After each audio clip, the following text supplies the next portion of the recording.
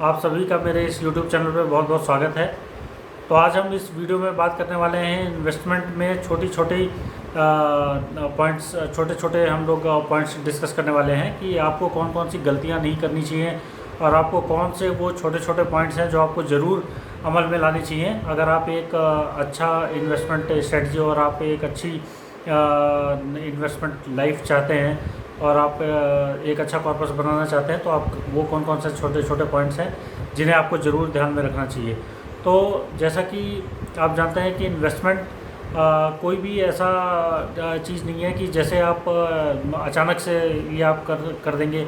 Suppose आपके पास अचानक से कोई पैसा आया तो आप उसे अचानक इन्वेस्ट कर देंगे और आपके पास अचानक से वेल्थ बन जाएगी। तो ये ऐसा कतई नहीं होता है।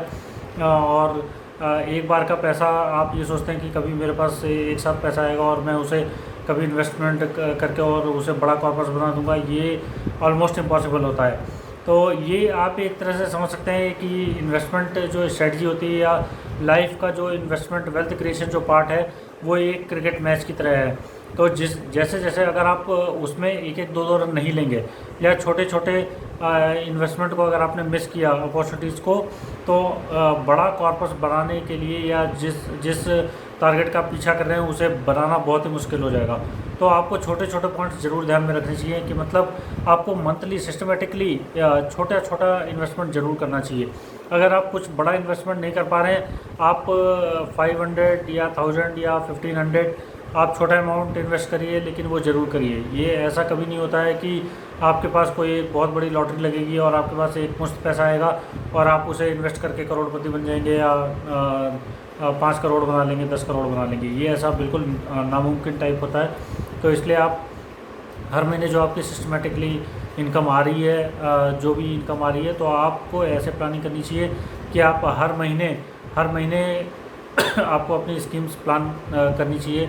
वो चाहे म्यूचुअल फंड हो, चाहे वो रिकरिंग डिपॉजिट हो, या वो पीपीएफ हो, या वो एनपीएस हो। तो आपको अपने इन्वेस्टमेंट प्लान्स ज़रूर आपको बनाने चाहिए कि कितना पैसा आप कहाँ पे एलोकेट करना चाहते हैं, और आप एक छोटा अमाउंट ही सही आप ज़रूर एलोकेट करिए। चाहे वो कितना भी छोटा अमाउंट हो, आप हर एक स्कीम में एलोकेशन ज़रूर रखिए। तो एलोकेशन हर एक स्कीम में होना चाहिए। और आपका कम ज़्यादा हो सकता है कि आपने इक्विटी में एक्सपोजर लेते हुए आपने परसेंटेज ज़्यादा डिवाइड कर दिया, 75, 50, 60 और 75% अप टू 75% आप एक्सपोजर ले सकते हैं इक्विटी में, अगर आप की थोड़ी रिस्क टेकिंग कैपेबिलिटी है तो। और लेकिन हर एक स्कीम में ज़रूर होना चाहिए। तो आपका जो और ऑप्शंस हैं, जैसे इक्विटी के अलावा जो ऑप्शंस हैं, तो उसमें आप थोड़ा कम एलोकेशन कर सकते हैं, लेकिन आपका एलोकेशन हर एक इन्वेस्टमेंट स्ट्रेटजी में ज़रूर होना चाहिए। आपको एक्सपीरियंस करना चाहिए और आपको स्लोली अपने